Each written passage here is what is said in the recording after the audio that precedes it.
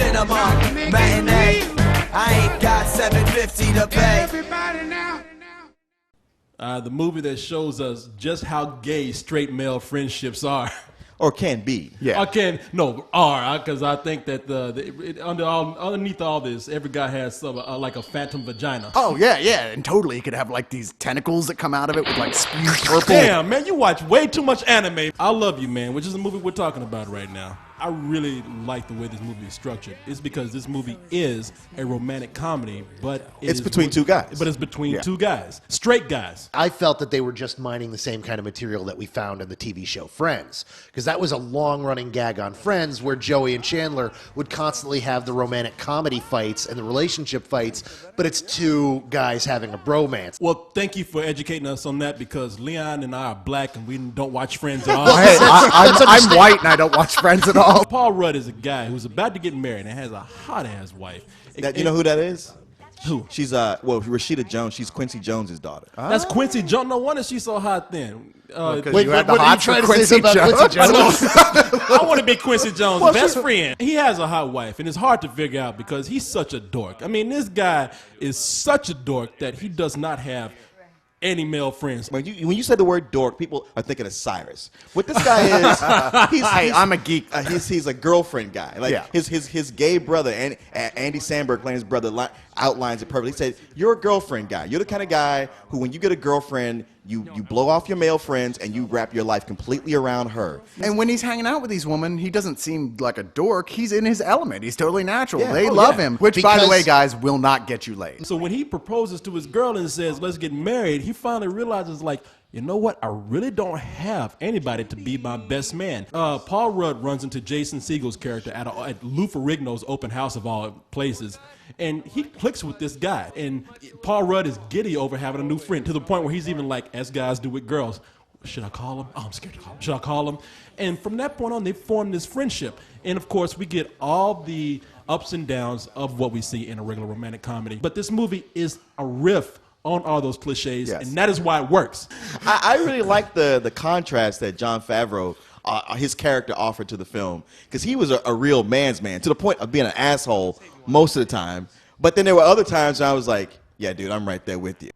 You have a piano in your house, though, don't you? Yeah, I don't play. Really? Why do you have a piano? The decorator put it there. Your dad. Does he?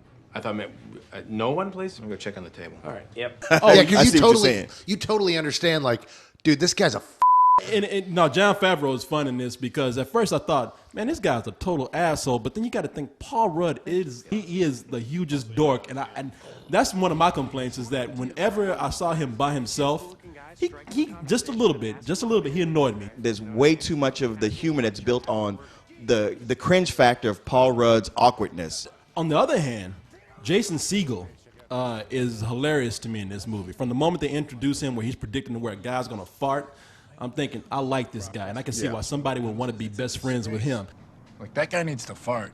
It's pretty clear, but he doesn't know her well enough to do it in front of her, so I assume they haven't slept together. He does seem to be clenching. Yeah, he doesn't want to fart. Watch, when he gets enough space, he can let one rip, I guarantee you. Oh, that's a good move. Hey, go check out the kitchen, honey. I'll meet you in there. Now watch.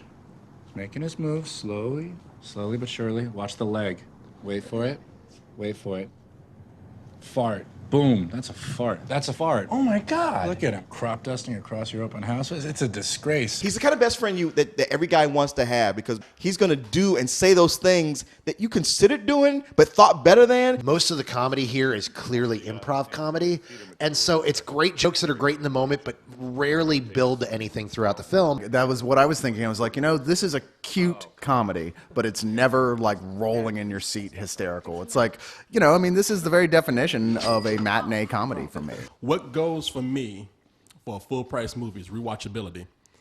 Now, this is not, like I said, a great movie, but it is one of those movies where I could put this on and I could watch this over and over again, just playing in the background. I'm going to give it a high matinee. I can't quite go full price, but at a matinee, you're going to feel like you got more than your money's worth. I hated this movie, so I've got to give it a matinee. No, you know what? No, it really is. It's a solid comedy. It's something you can watch, but it never really achieved the levels of high to really make me say, you've got to rush out and see this. You know what would have been cool about this movie, though? If Jason Segel had set this whole thing up for bro rape. For bro rape. Let's just say that. I call you over one day and I say, hey, Cyrus, man, come over to my house and let's play some PlayStation 3. That would get him there. And then that would get him there. Hey, dude, you know what? We'll have a couple of beers. And then you, like, all of a sudden start playing your game and you're drinking your beer and you say, I feel woozy. And I'm like, hey, Cyrus, you know what? You're not controlling that character right. Well, let me help you out here.